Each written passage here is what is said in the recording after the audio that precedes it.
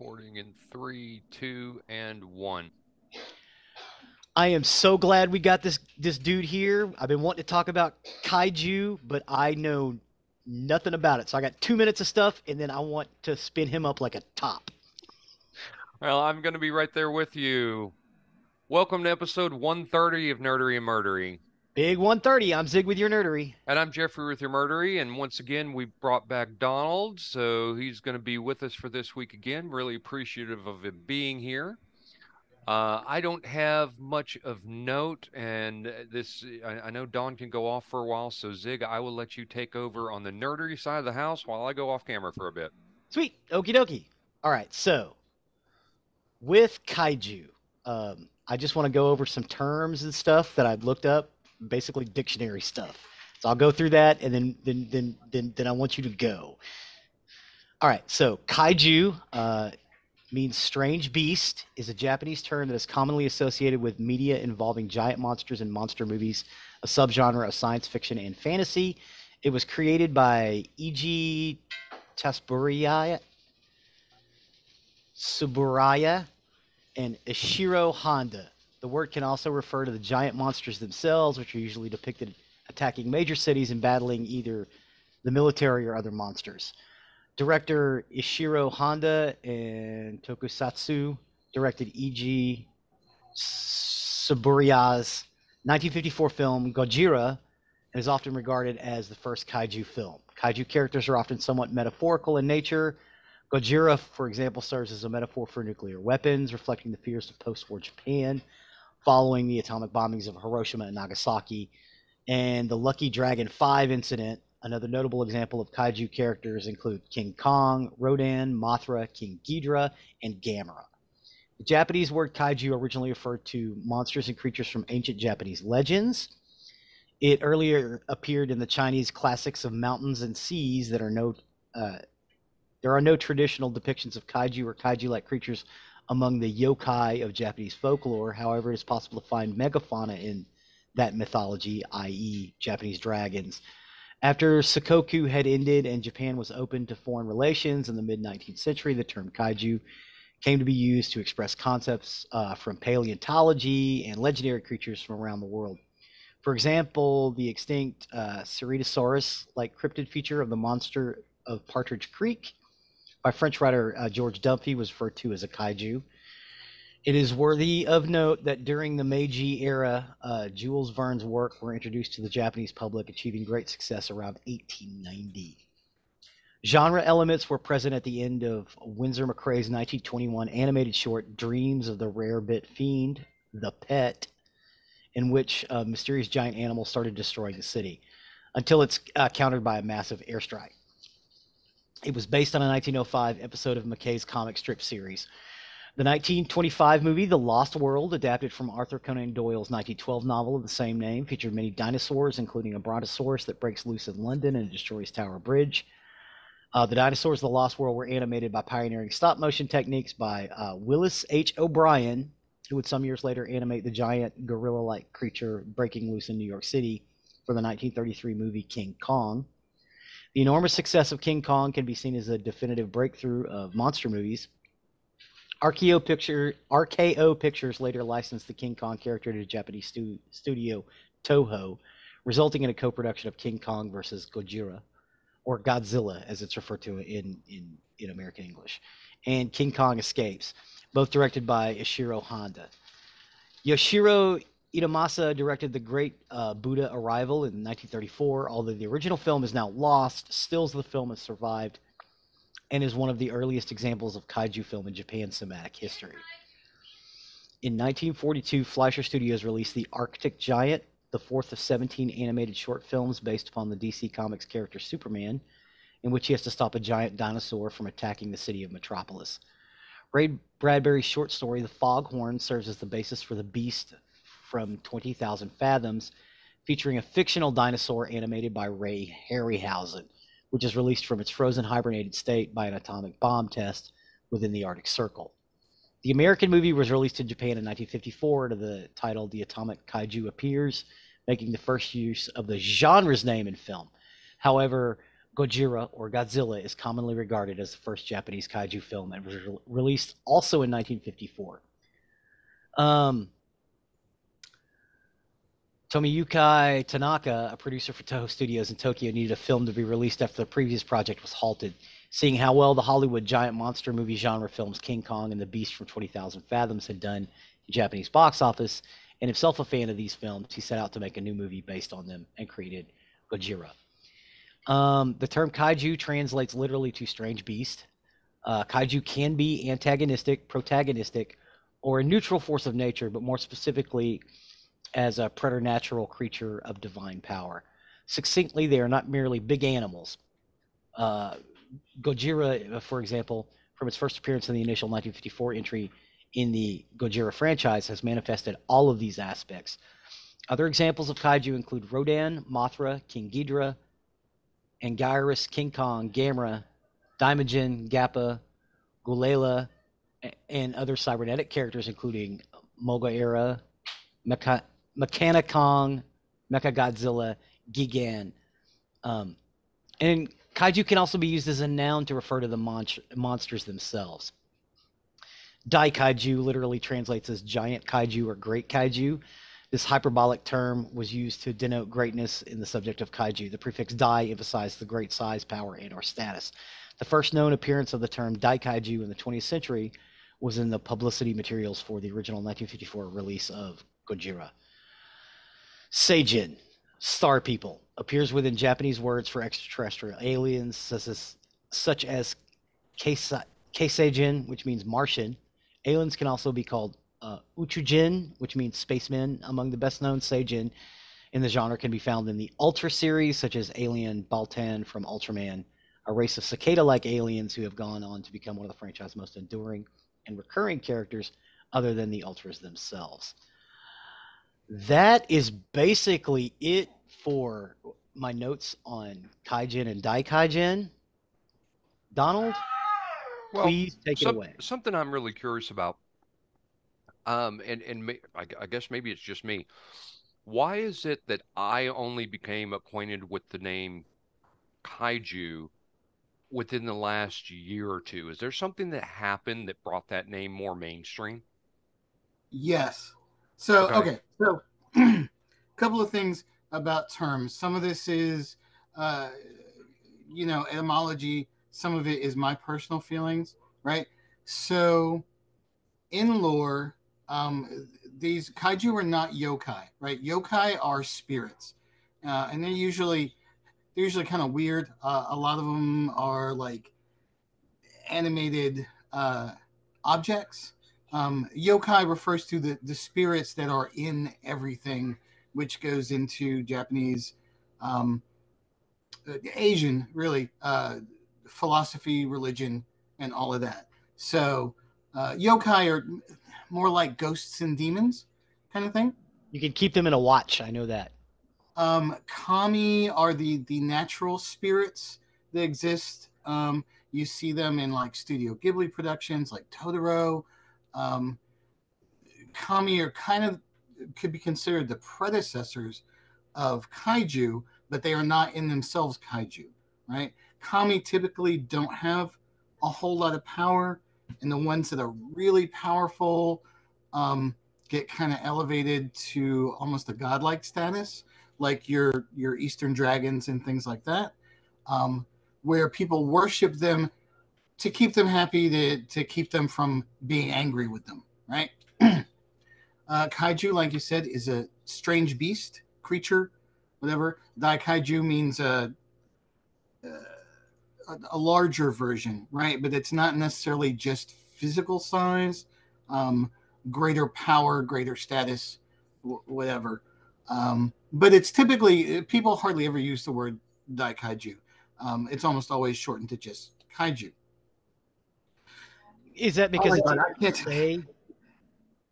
My adrenaline is so up on this because I have loved giant monster movies of all types since I was a kid.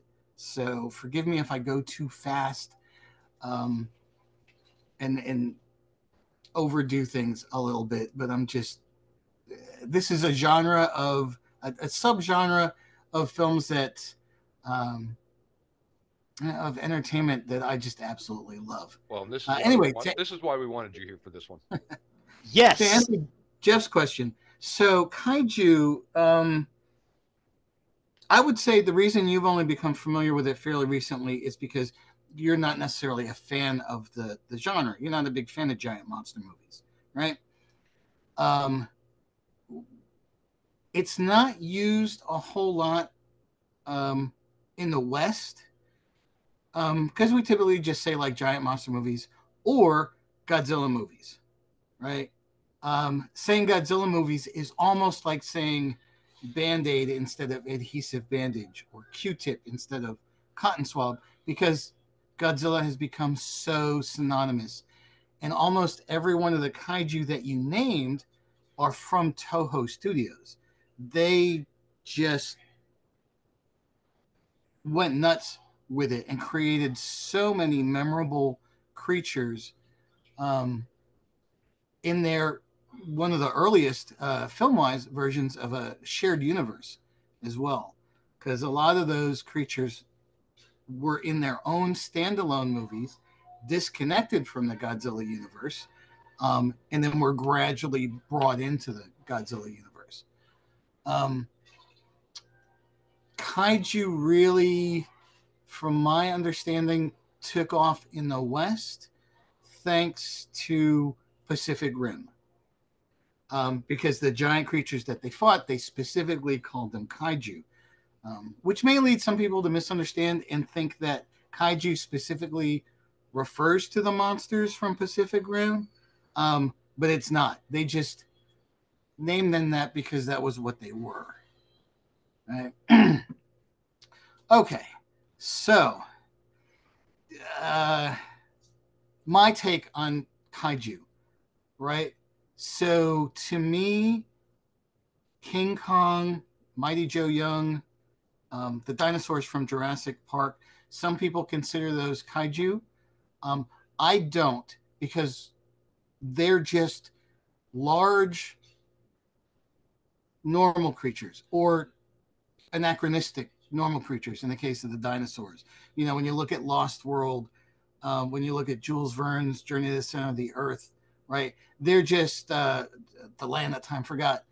They're just regular dinosaurs that have been living unknown to us in some pocket somewhere or brought back by science. Same thing goes for Beast from 20,000 Fathoms. Yeah, so that's a little different because that's not like a real dinosaur. Um, so that gets that. So it's already kind of a gray area. It gets a little grayer there because I believe in that movie it's a Rhedosaurus or a Rhodosaurus, which is just kind of a made up name. In some of the Toho movies, the progenitor prior to the atomic testing for Godzilla's creation was a Godzillasaurus, which so dinosaur, but it's not a real dinosaur, right? So to me, even going back to like 50s American sci-fi, like the Deadly Mantis, them, uh, they could be considered kaiju, but I personally don't, just because they're just big creatures. There's nothing else unusual about them. That's interesting because a lot of people are calling, and this is why I guess, a little surprised, but now I'm not as much, that you didn't like the Book of Boba Fett as much as I thought you would. A lot of people are saying it had kaiju in Star Wars because Because of of the the Rancor. Rancor. What's a Yeah. Rancor? Right. So yeah, so alien creatures, that ends up kind of being a weird area, right? Because some of the kaiju in the Godzilla universe, King Ghidorah, Gigan, um, they're alien. So, um, but I don't know. So Gigan's a cyborg. Um, but King Ghidorah itself, it's got special powers and things. So again, the gray area gets even grayer, right? But yeah, I could see a case being made for the Rancor. It's big, but it's not necessarily gigantic, right? But you also had in the Star Wars prequels the giant creatures in the waters of Naboo, right? Things like that. So are they kaiju? Are they aliens? You can even make the case in Pacific Rim. You know, the kaiju that come through, they're really just alien creatures being forced through a portal, right? I would still consider them kaiju. A synonym for alien is strange, right?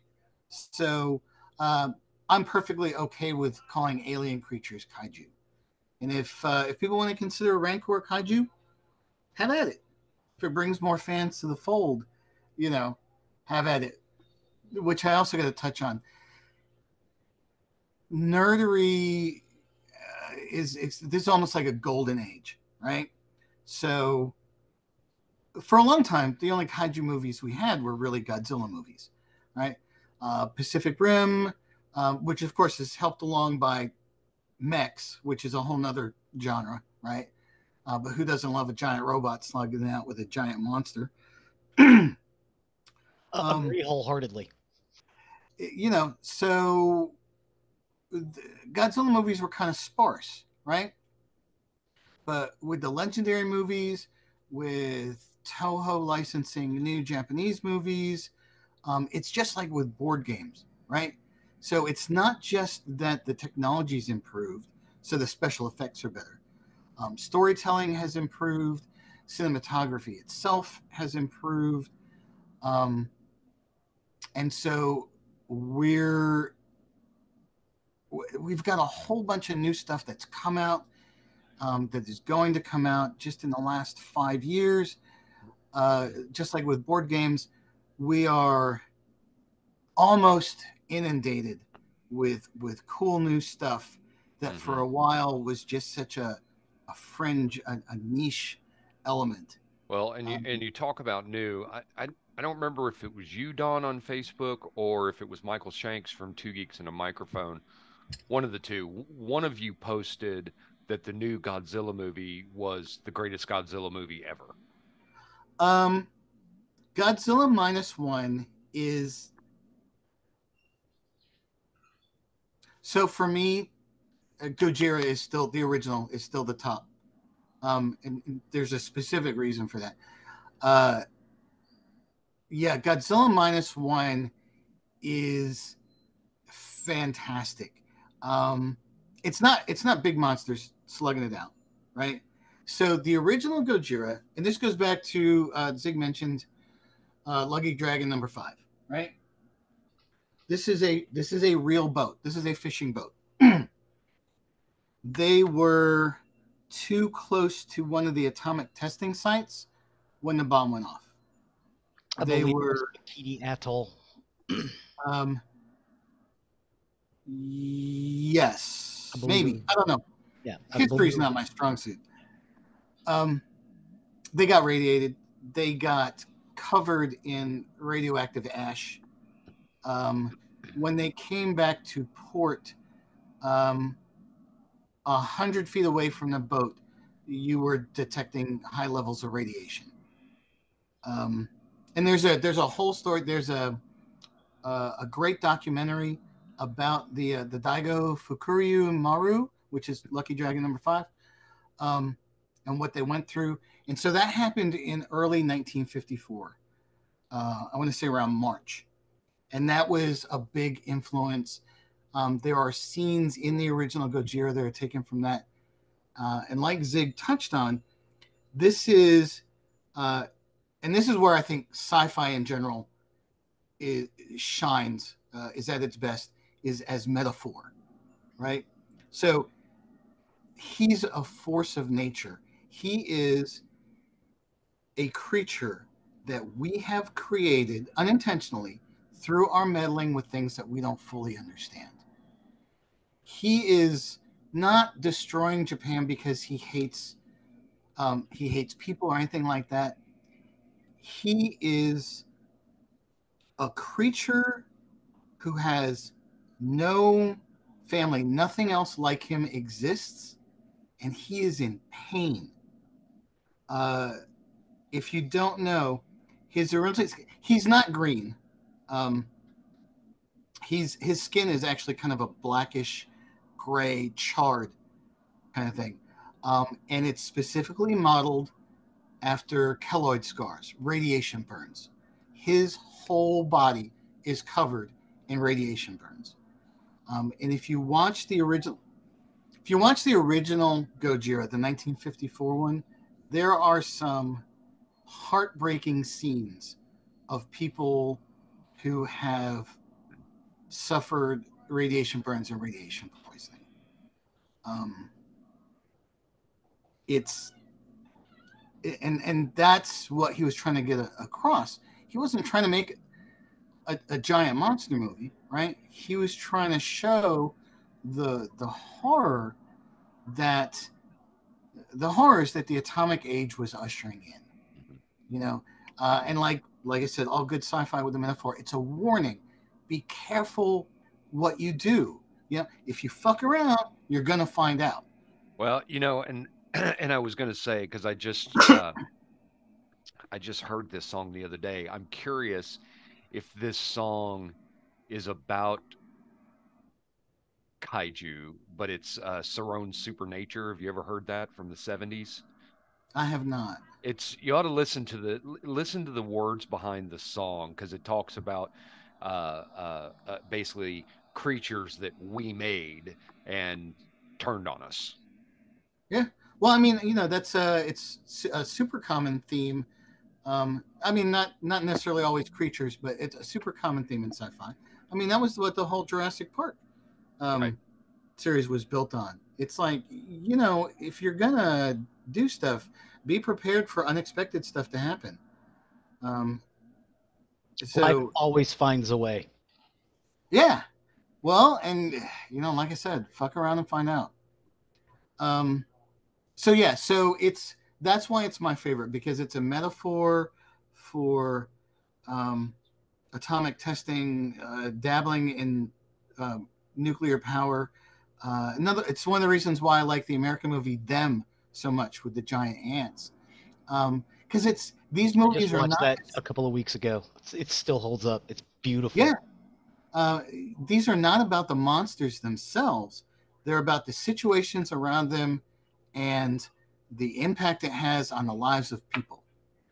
Um, the When they redid it with Raymond Burr as Godzilla King of the Monsters in I believe it was 1955 and released it in the U.S. Um, that was kind of watered down a little bit, the whole metaphor. I love that movie as well. Uh, Raymond Burr is a great actor. His character's voiceover in scenes is um, very impactful, but it becomes more of a Yay USA movie than what was originally intended. Still a very good movie, but it loses a little bit. The only other movies in Godzilla's history, we're talking, 70 years, Yeah. um, and something like 40 some odd films. Um, Only a few have gone back to that original metaphor of what Godzilla is, and that's Shin Godzilla, which came out a couple years ago. Fantastic film. It divided the fan base a lot because they changed Godzilla's appearance and story a lot, but it's a new telling of Godzilla, right? It's like a retelling of the origin based in modern day. And again, it's a metaphor in that movie for the inability of bureaucracy to act quickly to emergencies, especially in Japan. Um, I think a lot of people who don't know, and of course, Like a I'm reaction no, to Fukushima. yeah, I mean, that was part of it too. because again, there was this big disaster, and because Japanese bureaucracy likes to do meetings and stuff like that, they unfortunately don't react quickly. If you're not aware of that aspect of their government, you kind of miss part of the point of Shin Godzilla, right? It also touches on Japan's reliance on outside military like the U.S. for their defense, which goes into a whole bunch of World War II history and all of that. So it has that.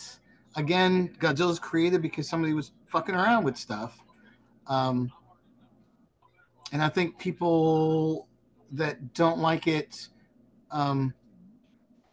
maybe don't understand the story fully. Because again, to me, this is a creature that in Shin Godzilla he goes through several iterations. Right, the big bipedal monster doesn't appear toward the very end. He goes through some stages, some of which admittedly look a little goofy, but through the whole thing, the impression I get is so this creature is being forced to evolve constantly based on its environment, right? It comes out of the water, ends up on land, it grows legs and arms. You don't see it, but that's the premise.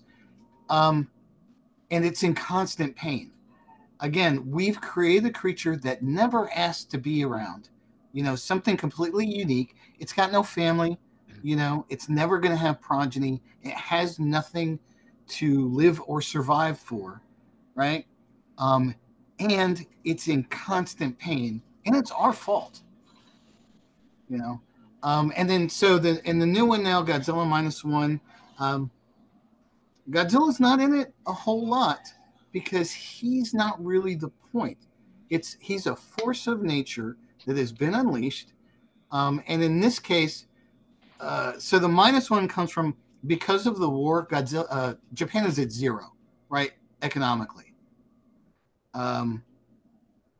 They can't afford to do anything. They're not allowed to do some things, and then Godzilla shows up, and now they're in the red. So that's hence the -1, right? They don't have a military anymore to deal with him. They can't rely on other militaries to help them.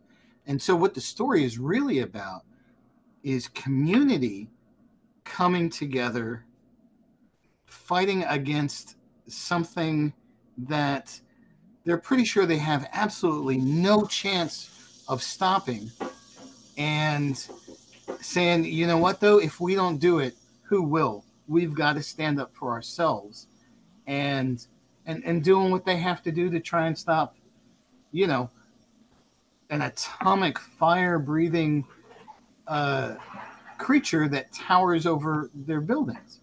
So yeah, and I got to say, for Godzilla -1, this was made on a budget of about $15 million. Wow. Really? Yeah. All of the Godzilla effects are CGI. There's no There's the first one with absolutely no practical effects. Oh, there's no guy in a rubber suit. No. Charge it, drop it through. Not even motion capture. Right? Oh wow. So this is all CGI. They did 500 terabytes just doing the water effects. Oh. Because water's hard to do. Yeah. It's like hair. Yeah, well, so water behaves differently in a big pool as opposed to the ocean, and that's where a lot of CGI and practical effects have failed before. Is it's really hard to make the water look realistic, and they do such a good job. I just looked it up as you were talking about it. Generally, I pay more attention to the audience score than the critic score when I look at Rotten Tomatoes rating system. And some people have a problem with Rotten Tomatoes, some don't. But anyway, I generally pay more attention to the audience score. But I was surprised when I pulled up Godzilla -1 that both the audience and the critics are giving it a 98%. Oh wow. Yeah, yeah, it is. It is so good. Now, of course.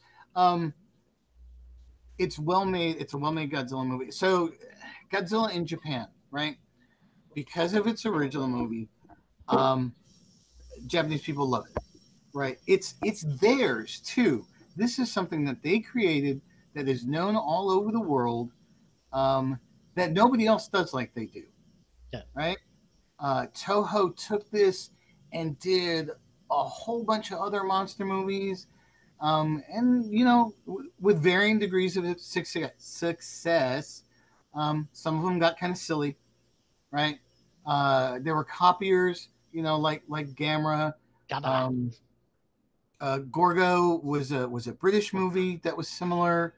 Um, there's Gappa, the Triphibian monster, which was another, giant creatures. I believe that was also um, based in England. I think England is what gets destroyed there.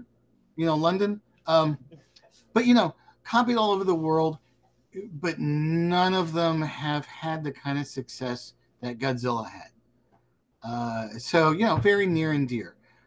Um, Godzilla was almost done. Godzilla's gone through several stages, right?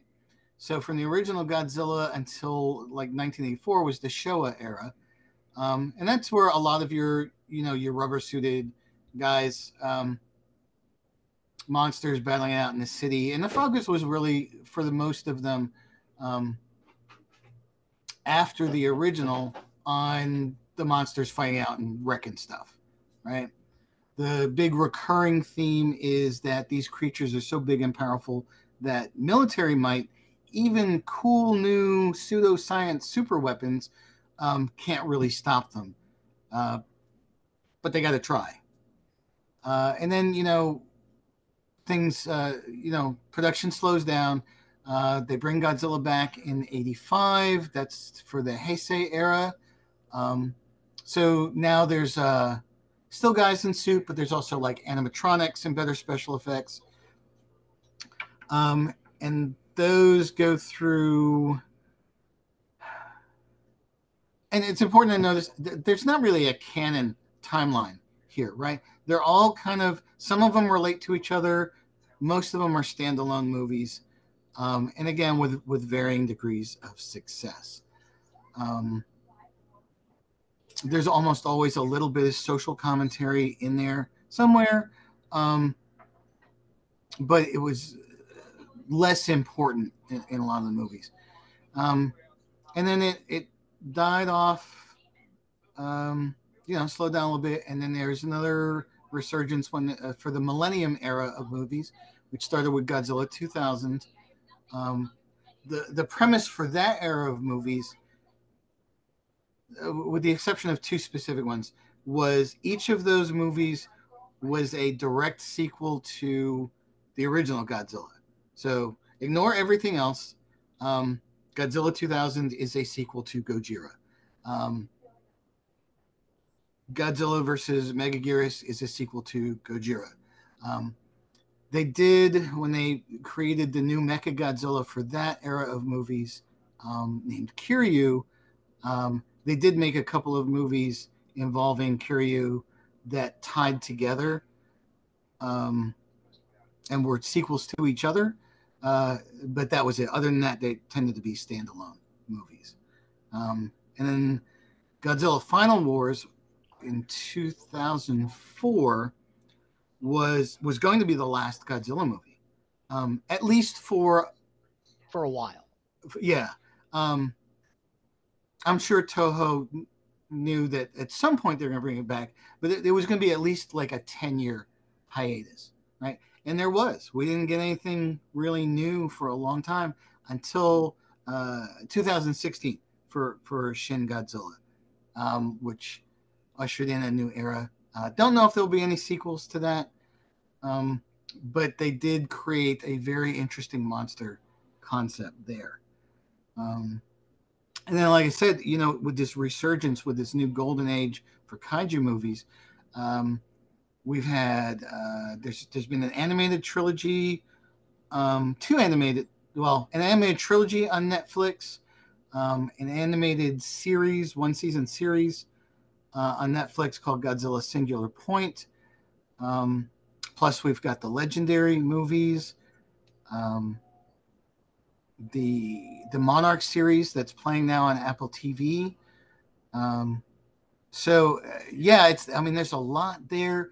There's so much to explore, and each one is different, right? So as a fan of the genre, I love everything.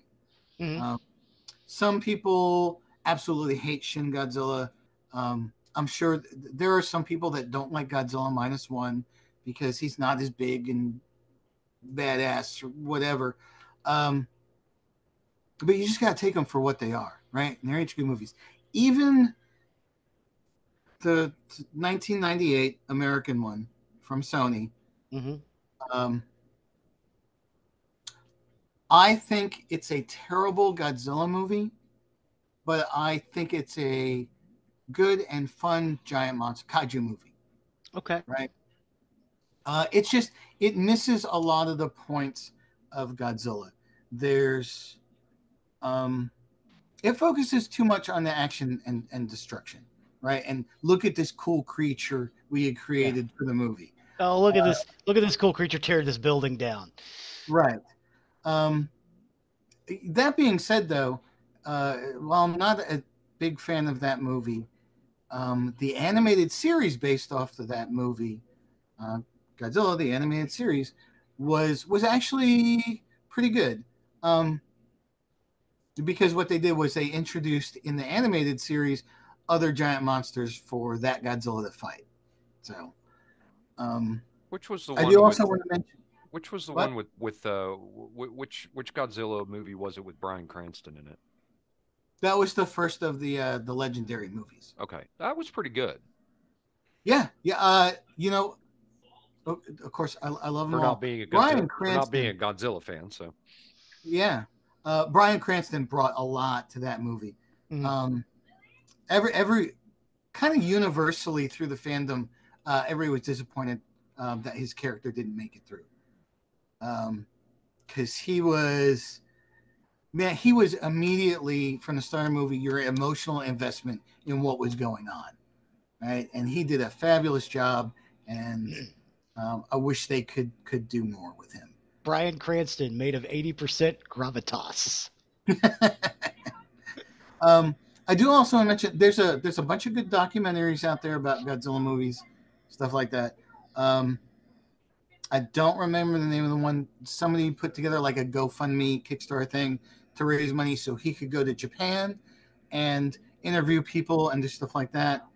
I apologize to the guy that made it. I don't remember the name of it, but that's a really cool thing to watch. Um, there is in 2008 there was a documentary made called "Bringing Godzilla Down to Size: The Art of Japanese Special Effects."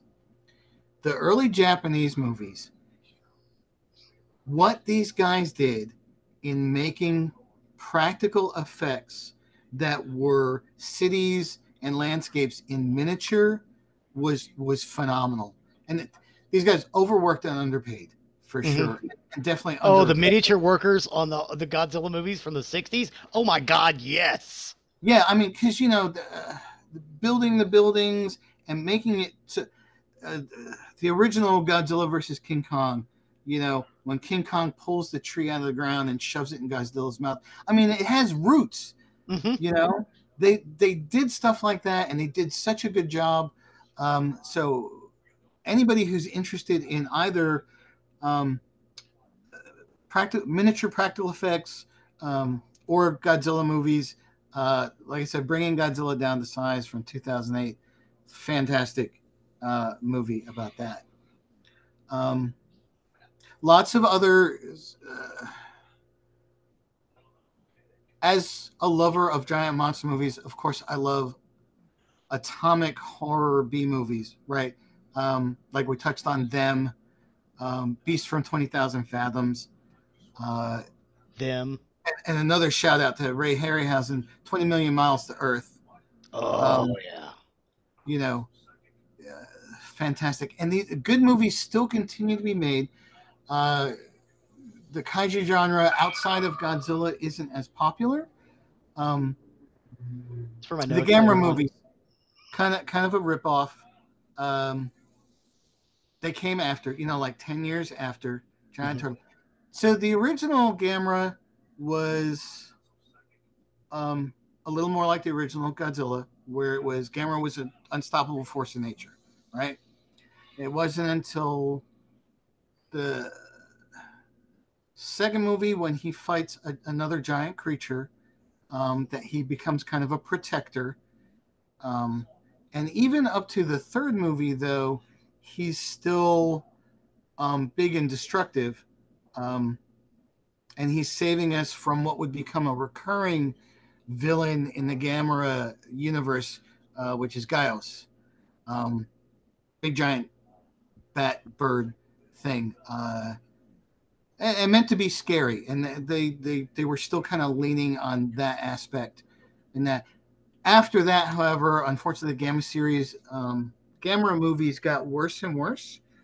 To the point where one of the last movies of their Showa era in 1980 was Gamera Super Monster, which was like 30% archive footage from previous movies. They were just phoning it in at that point. Yeah. Okay. So Gamera was another studio, not Toho, trying Correct. to capture Godzilla.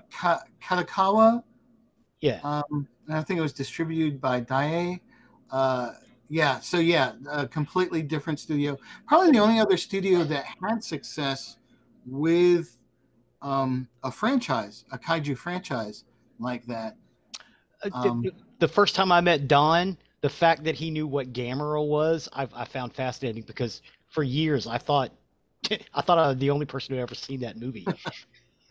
And so from 1980 to 95, no Gamera, right? So the big gap there, 15 years.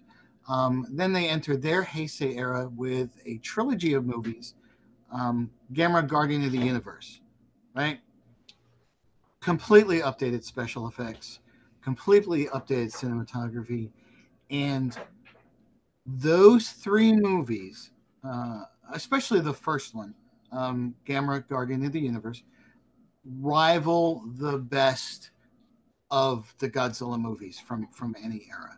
Oh wow! They are incredibly well done, great human story, well paced through the movies.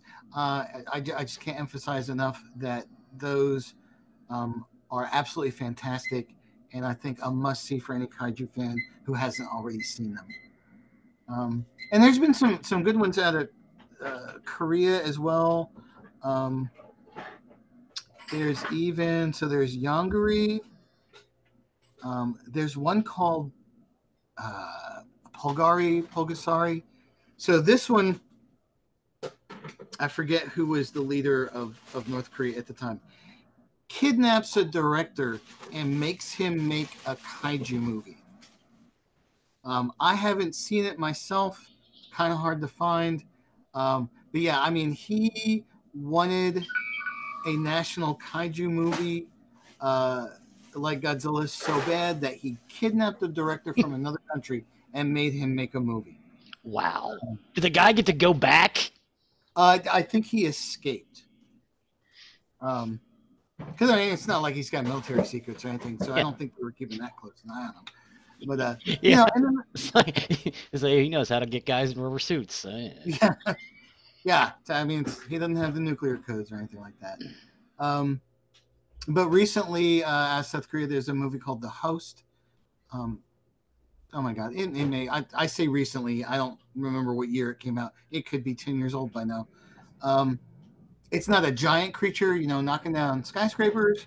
Definitely falls into the kaiju thing where it's a created thing because people were stupid. It's called The Host. It's very good. There's a recent Northern European movie called Troll. I have seen bits of Troll. It's actually very good. And again, so people focus on the giant monsters, right? Whether it's guys in rubber suits or CGI or, combination. The best of these movies, just like with anything else, they're not focused on that, right? The human story is what makes the whole story captivating. And Moana. huh? Moana. What about it? I'm sorry. The Did we segue to Disney porn? What do we? Moana. The giant volcanic creature. When Moana gives her heart back, she becomes the beautiful Pele, and then lays Not down. kaiju though. I mean, that's supernatural. That's literally a god. Okay. So doesn't fall under kaiju. Okay. Well, and some other things that spawned off too, and Zig, you ought to write these notes down for future episodes.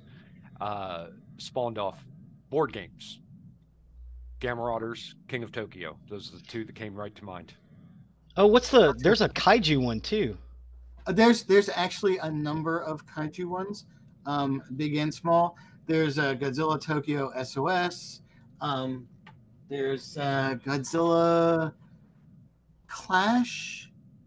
God, I own that one too. I can't remember the name of it. There's like a little card game called Kaiju Incorporated. What's the one with the eyeball? The big eyeball monster? Because that's always my favorite one to play. I think it's Monsters Menace America. Monsters Yeah, Menace Monsters America. Menace America. Yeah. Yeah. So a lot of those. So that's kind of what those games do, except for the ones that are specifically Godzilla, right? They blend the atomic horror of the 50s in the U.S. with the kaiju movies, right? Mhm. So you have things like the military robot that's built to fight the monsters, where you have the alien creature, where you have the mad scientist has created something, where you have the natural creature that was awakened, yeah, and those games are all of the ones that I've played have been fun to play. Nice. Yeah, I've only played King of Tokyo and Gamerauders, so. Oh no, No, I played Monsters Menace America. Yeah, I played that. yeah. So, yeah, I mean, I don't know. I don't want to go into specifics, right? Because I could do an hour or so on each individual movie. So I also want to mention some of the lesser known ones from Toho that are. Who is blowing up my phone? It's That me. I'm making notes. It's me making notes to put stuff in. Because he doesn't know how to use something like OneNote, so he's using it in text.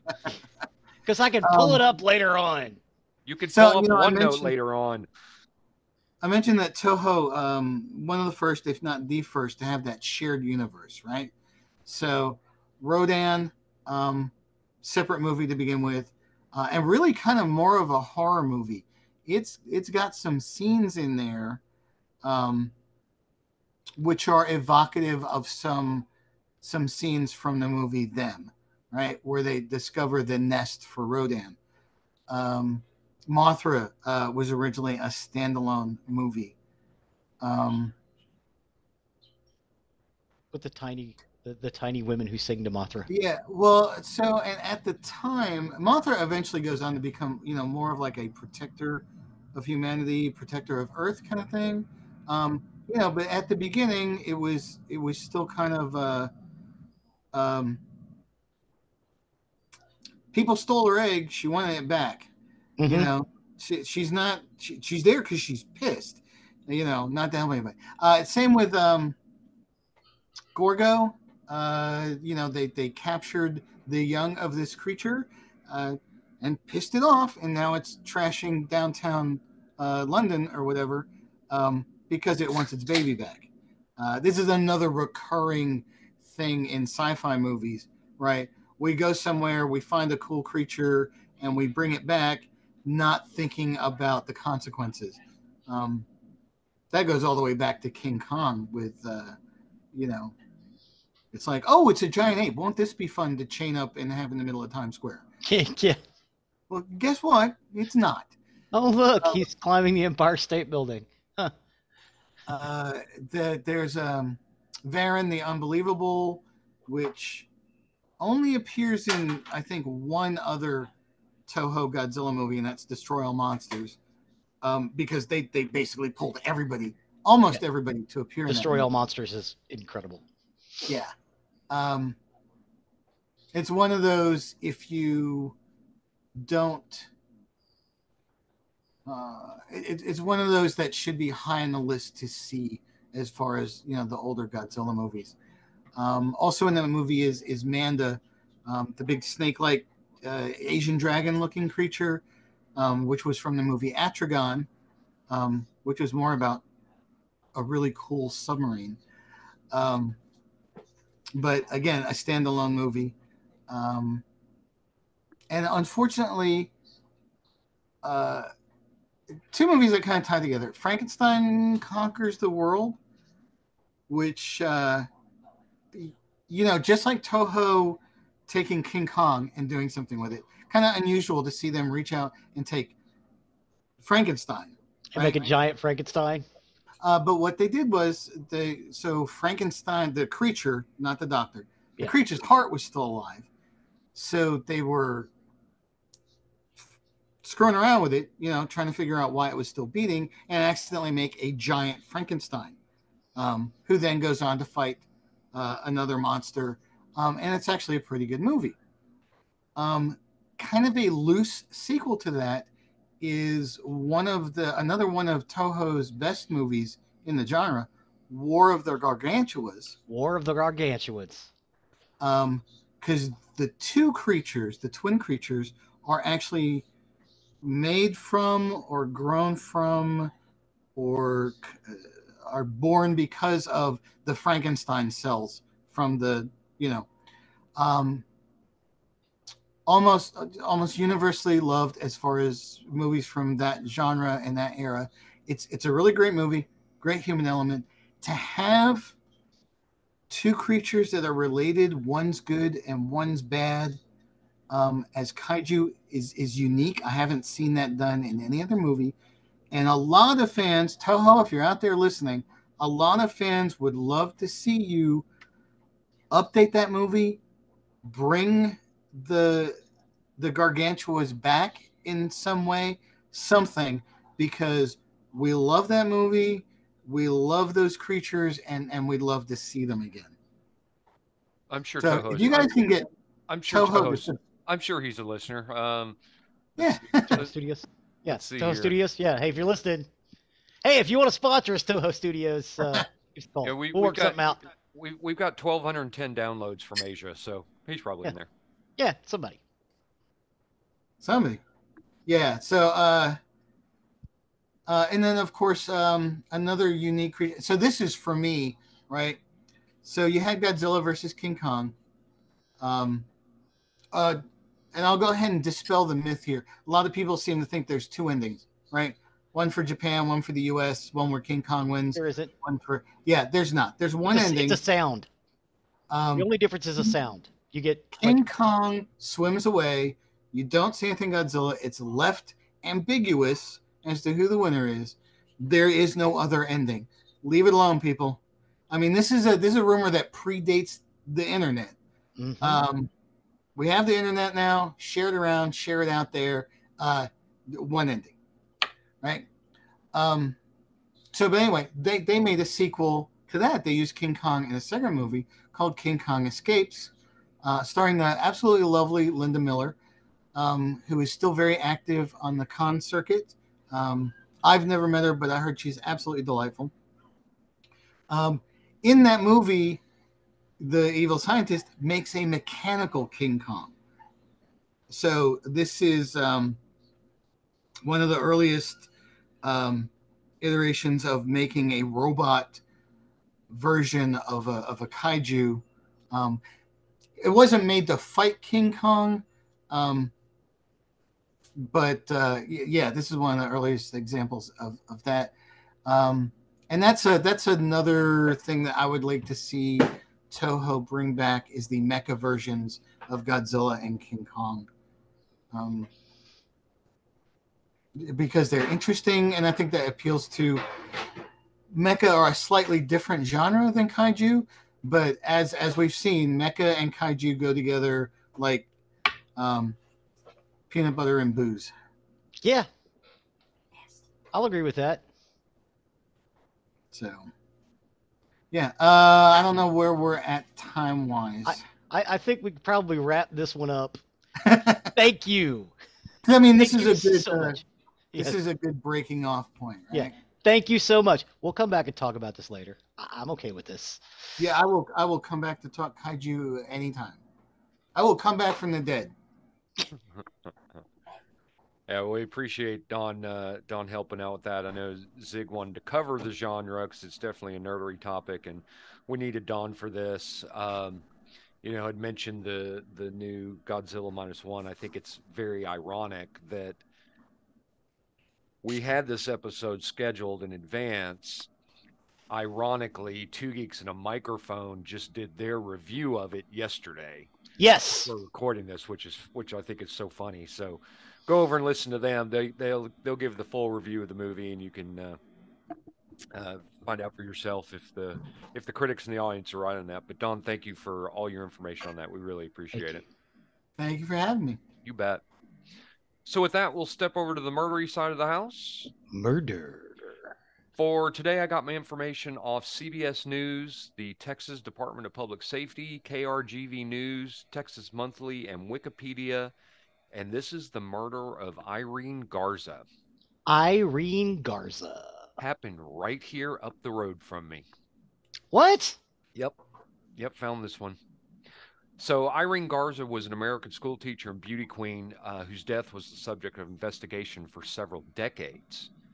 She was last seen alive on April 16, 1960, when she went to confession at a church in McAllen, Texas. She was reported missing the following morning, and following the largest volunteer search to that date in the Rio Grande Valley, Garza's body was discovered in a canal on April 21st. An autopsy did conclude she had been sexually assaulted before being killed, and the cause of death was actually suffocation. She was born in 1934. Her parents, Nicholas and Josephina, owned a dry cleaning business in McAllen, which is in the South Texas border region, which we call the Rio Grande Valley down here. By the time Garza was a teenager, her parents' business had become successful, and the family was able to move to the south side of McAllen to a more affluent area on the north, from the south side to a more affluent area on the north side. She graduated from McAllen High School, where she'd become the first Latina to perform as a twirler or head drum majorette. And she was crowned the 1958 Miss All South Texas Sweetheart and was a homecoming queen at Pan American College. At the time of her death, Garza was a second grade school teacher. She taught indigent students at an elementary school on the south side of McAllen at Thigpen Elementary. In a letter written to her friend before her disappearance, she described herself as extremely shy but expressed fulfillment in her work, noting she had recently become the secretary of her parent-teacher association. Irene said that she was beginning to feel more confident in herself.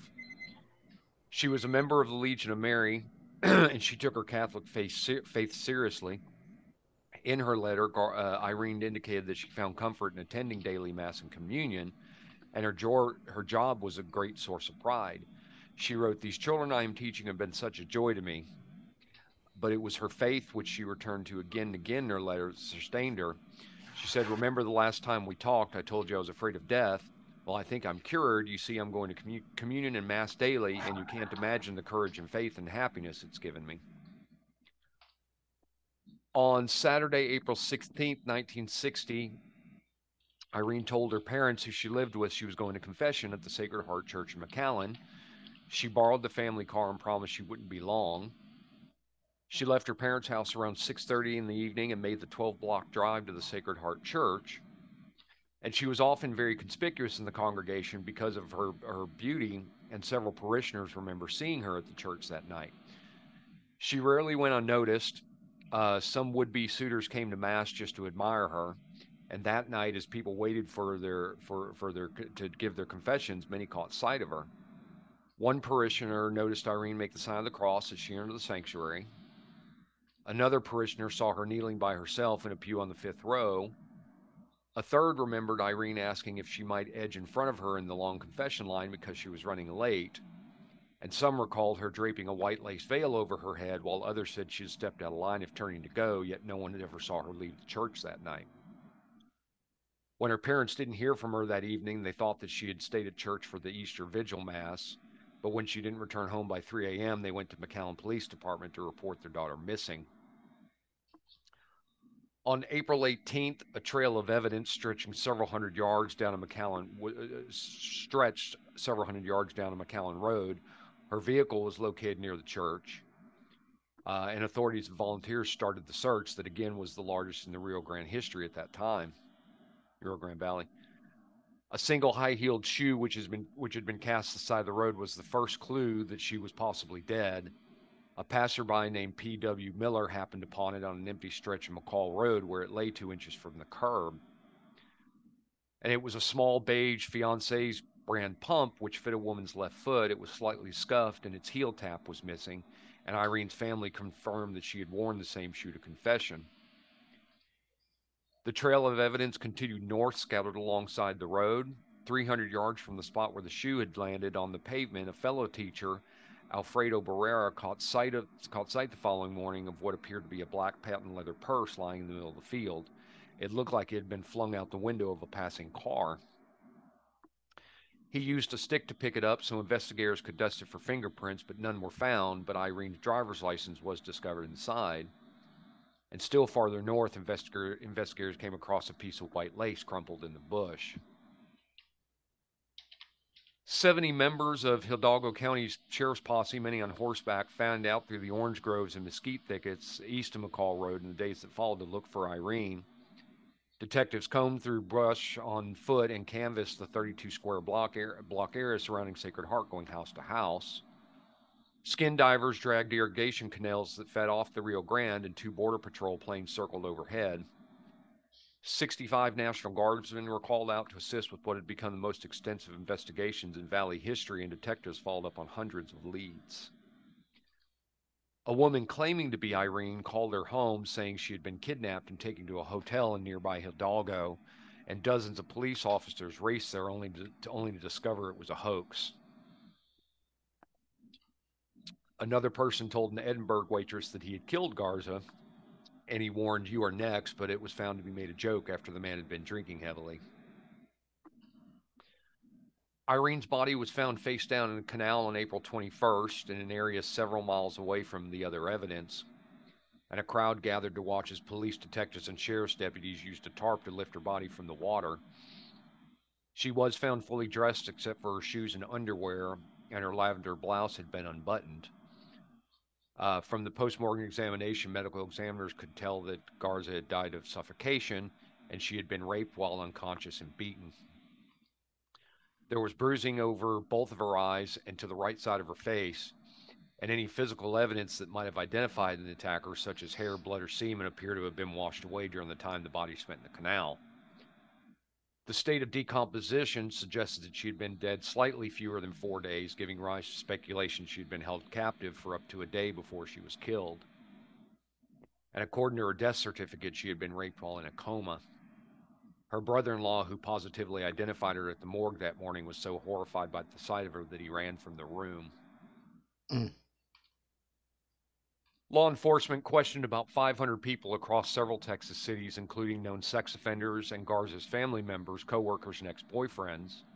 They carried out almost 50 polygraph examinations and offered a $2,500 reward for information about her death, which was larger than any amount of money previously offered in a Rio Grande Valley murder case. South Texas businessmen later posted $10,000 reward money. The local newspapers, which ran front-page articles about the murder of the dark-eyed former beauty queen, were rife with speculation. The Morning Star wrote a week after her body was found, quote, "The city has been in a state of near hysteria as rumors flew thick and fast. Rumors as to the identity of the murderer went beyond the ridiculous, and it appeared that everyone was prepared to believe anything." One story, first advanced by a newspaper in Monterrey, Mexico, but quickly debunked by police, was that the killer was Leo de Leon, who was a prominent McAllen citizen who died of a heart attack 3 days after Irene disappeared. Others hypothesized she'd been killed by a transient or perhaps a frustrated suitor. But as for the wild rumors that were speculating around the valley, the newspapers referred to them only elliptically. The theory that kept most of McAllen whispering never appeared in print. People wondered about it privately in low voices after children had gone to bed. Some even made the sign of the cross and offered words of contrition for even entertaining such an unholy idea. Dios perdonanos, they said, which means God, please forgive us. Rumor had it that Irene's killer was a priest. Ooh. The priest who last heard Irene's confession, Father John Fiat, maybe, who was 27 at the time, came under suspicion soon after her disappearance.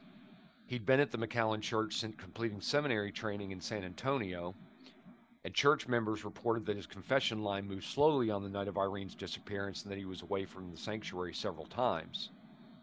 Fellow priests had noticed scratch marks on his hands after Easter Vigil Mass, and it said it was irregular for him to have taken Irene to the church rectory to hear her confession face to face, as she had reportedly done that night. Initially, he claimed that Irene had come to the rectory to discuss a question of conscience with him that he could not disclose, after which he sent her to the sanctuary to confess. When the canal was drained several days after the discovery of Irene's body, a photo slide viewer was found.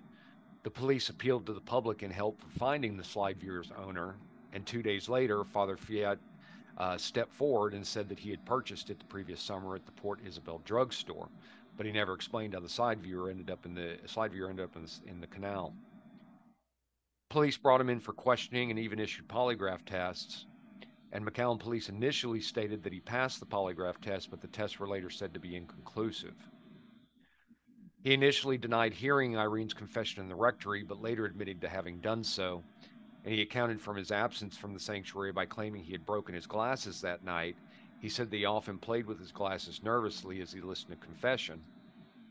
He stated that he had driven back to his church's pastoral house, which was a short drive away, to get another pair of glasses, and when he arrived he had no keys, so he had to climb into the house on the second floor. He said he sustained the scratches on his hands as he was climbing outside of the brick structure. 3 weeks before Irene's death, a woman named Maria America Guerrera had been sexually assaulted while kneeling at the communion rail at another Catholic church in the McAllen area. No sooner had she begun to pray, Guerrera said that a man grabbed her from the behind and tried to clamp a rag over her mouth. Screaming, she fell backwards onto the floor, where her attacker struggled to cover her mouth with his hands, and she bit down on his fingers until she drew blood. As he threw her to a wall, she ran out a side door to the church, and she told police that she thought the man was a priest. Rumor held that Fiat was responsible, but local church leaders discouraged people from considering the possibility that a priest could have even been involved in a violent crime. Yeah, and we all know that that is not exactly correct. Boston. Around McAllen, the theory that a priest had a hand in both crimes could be broached only discreetly. Priests were viewed as literal men of God, absent of moral failings, not the subject of criminal inquiries.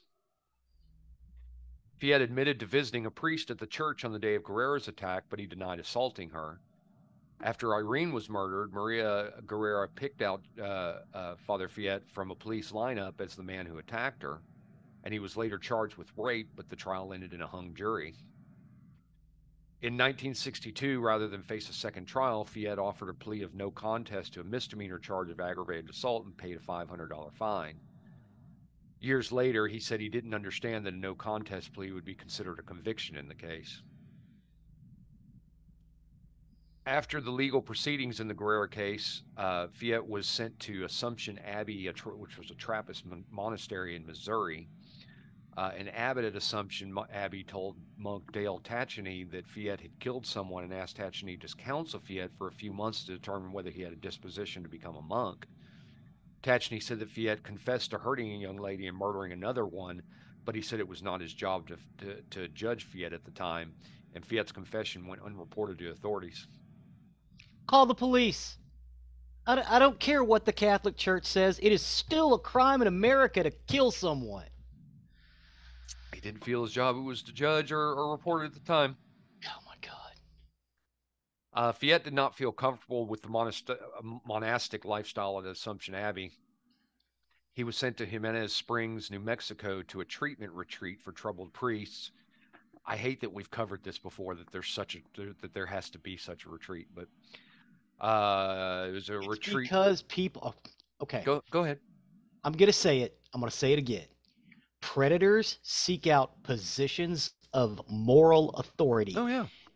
Easiest moral authority you can get is religious because it's not backed up by anything. A very controversial statement, but I'm going to say it anyway. Beware of men of the cloth.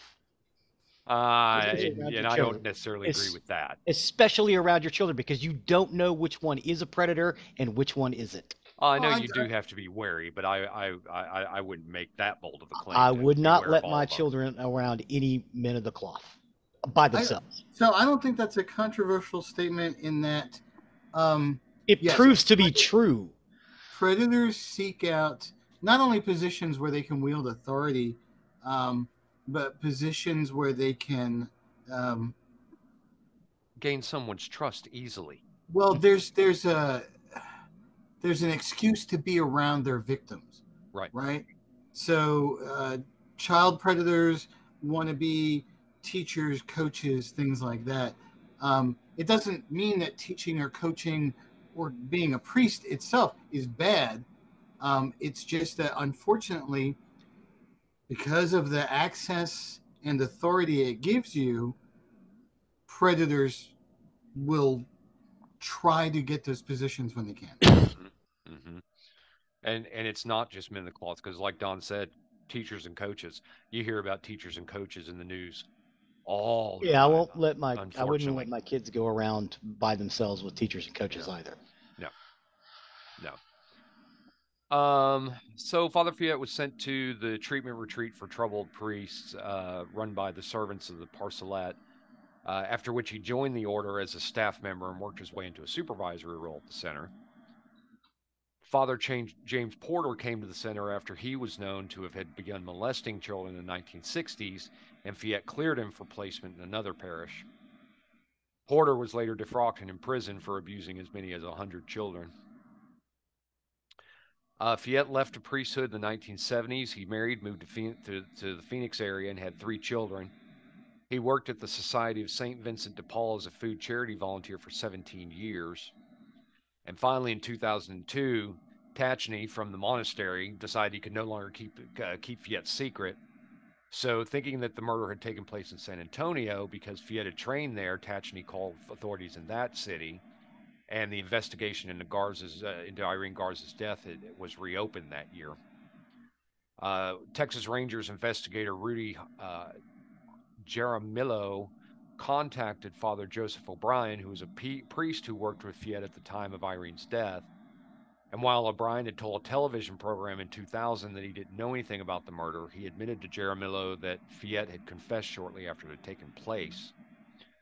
Later in 2002, the polygraph examiner who had tested Fiat in 1960 said that he questioned the reported results. The initial report said that Fiat had passed the polygraph, but the report was later edited to say the reports were inconclusive, and the examiner felt all along that Fiat had failed the test. Rene Guerrera, who is no relation to Maria America, the district attorney of Hidalgo County from the 1980s until 2014, chose to not bring Irene's case before a grand jury until 2004. Despite the witnesses, Guerrera did not think they were credible, and Tachny, O'Brien, and Fiat did not receive subpoenas in the case, and the grand jury declined to indict Fiat. Father O'Brien died in 2005. Irene's cousin, Linda de la Vigna, recalls that Rene Guerrera confronting her in the courthouse and telling her she would never get an indictment in the case. Guerrera was reluctant to revisit the case, saying that the early police investigation had been shoddy and that O'Brien was suffering from dementia when he was questioned and that there was no physical evidence. He said that Jaramillo had inappropriately fed Tachny the location of the murder after the monk mistakenly said it occurred in San Antonio. And Guerrera angered Irene's family by asking, why would anyone be haunted by her death? She died. Her killer got away. In 2014, District Court Judge Ricardo Rodriguez campaigned to unseat Guerrera as the district attorney, and Irene's case rose as campaign issues. Rodriguez said he wanted justice for the Garza family and promised to take a new look at the case if he were elected. And in the days after Rodriguez did get elected as district attorney, Guerrera sought to appoint him as special prosecutor in the Garza case, but Rodriguez declined, saying he preferred to take a new look at the evidence once he officially took office in January of 2015. In April, he announced that the Garza case was reopened. And also in early 2004, 48 Hours correspondent Richard Schelsinger confronted John Fiat outside of his home in Arizona about the allegations surrounding him, in which he denied killing Irene Garza. However, in February of 2016, Fiat was arrested in Scottsdale, Arizona. He was 83 at the time of his arrest, and he used a walker when he appeared in court. He was extradited to Texas in March of 2016 and incarcerated at the Hidalgo County Sheriff's Adult Detention Facility. He entered a plea of not guilty, and the prosecution requested a $750,000 bond, while the defense team asked for $100,000, claiming that Fiat had stage 3 kidney and bladder cancer. Judge Louise Singletary set a $1 million bond. Well, he ain't gonna be running real fast anyway with that walker.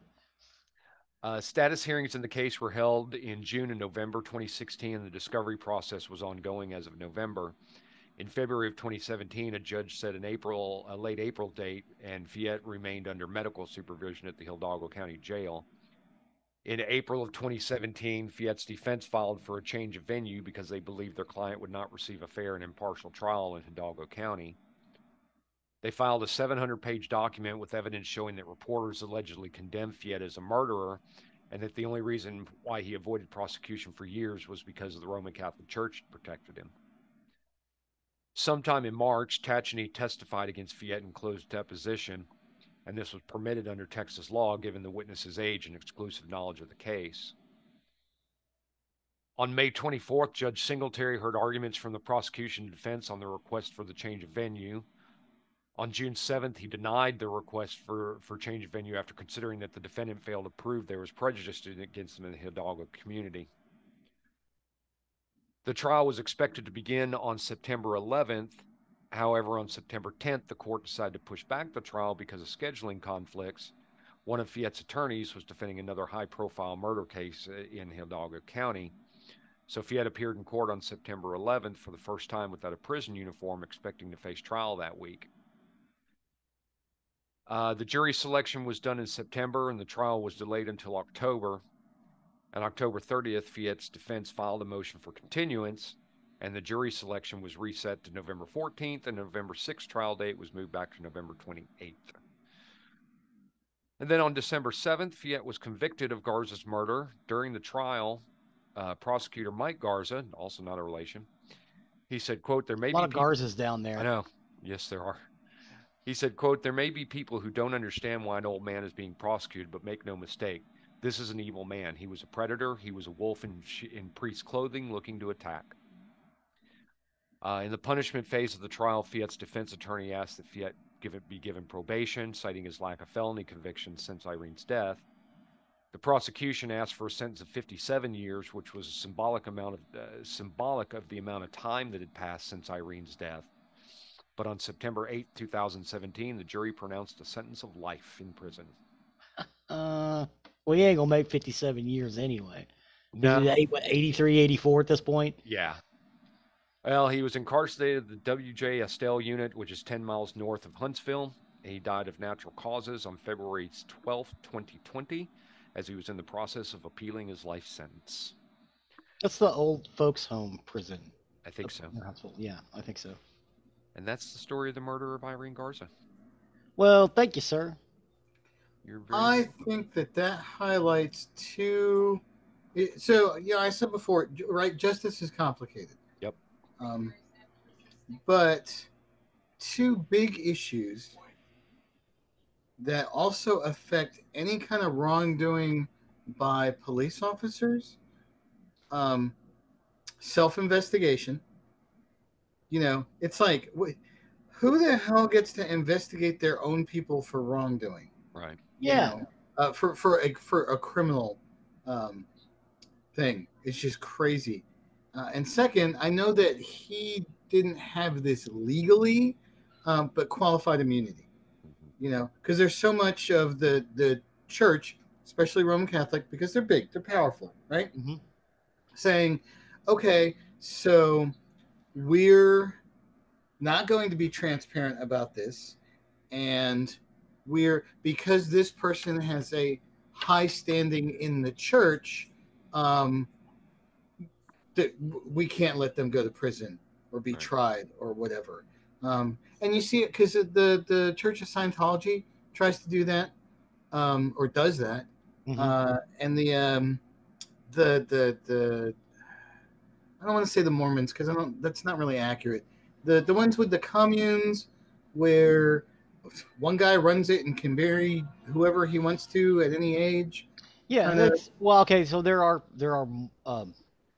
Mormons like that. I don't think that there are that many in the United States. I think they're mostly in Central America now because it's not necessarily legal here anymore.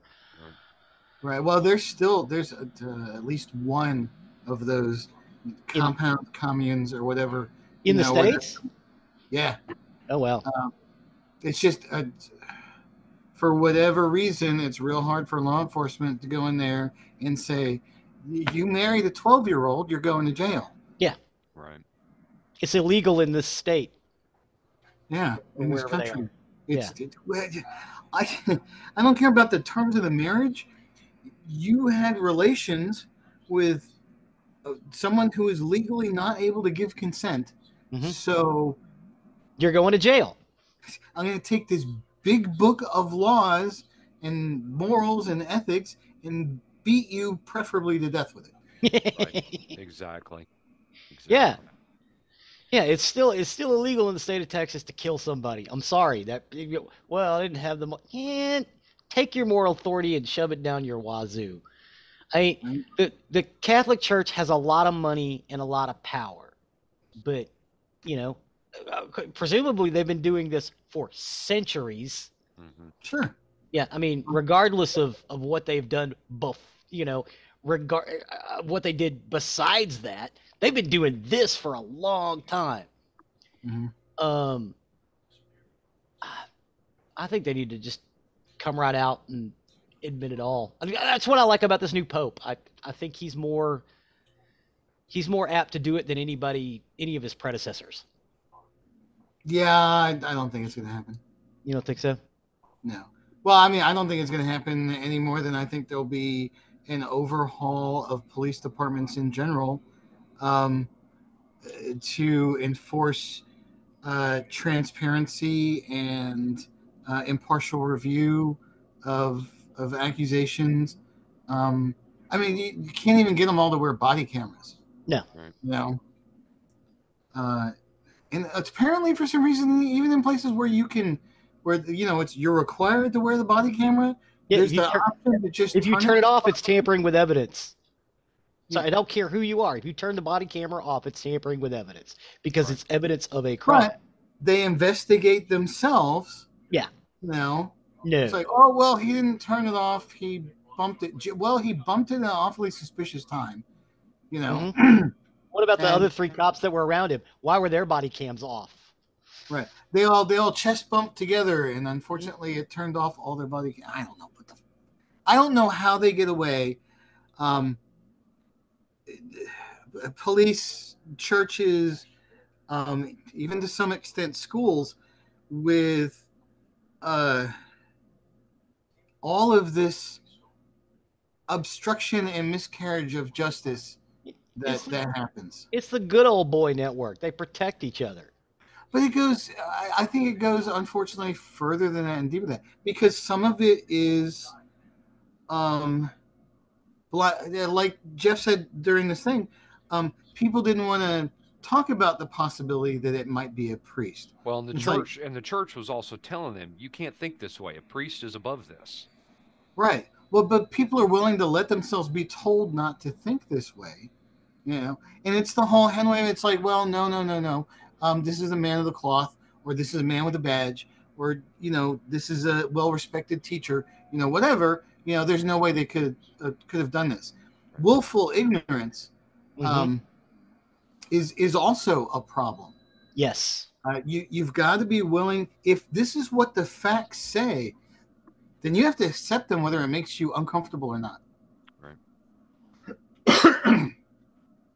Well, lots of strong opinions on this one. I found it to be a fascinating story, especially because it happened around here. So, thanks for the story, man. That was great. Just up the road by about 40 minutes. So, yeah, it's weird to hear you say around here because you say around here, and I think Denton. No, not no more. No, he's 8 hours away, man. More like about 9.5, almost 10. So, all right. Well, I appreciate y'all for joining us. I appreciate our listeners for staying with us. I know we've had several long episodes here recently, but hopefully you've enjoyed the information we've given here. Um, you can always find more about us on our website, nerderyandmurder.com. That's our hub, where you can find the links to what we talked about. I'm starting to lose my voice. Links to what we talked about, plus pictures of things we've discussed, and you can also find the link to our YouTube page, which Zig so often updates. Yes, yes. We've got links. There'll be several things in this episode. Matter of fact, that's one of the things I was noting out. Oh, I need to add this. I need to add this. I need to add this. So when you go to that the YouTube page, you'll be able to see all the stuff we're talking about. So you can kind of look at it and see for yourself. Awesome. Appreciate that. On our webpage, you can also find the link to our merchandise, where if you wish to show off your Nerdy and Murdy fandom, please do consider purchasing something from our shop. That, along with our patrons, you can find the link to our Patreon page, where if you wish to become a patron and donate to our show, it does help help keep us on the air, because there are costs that are associated with the show. It helps each and every one of us. Please and thank you. Please and thank you. Sorry. He forgot where he was I was at. goofing off with the pointing at Don.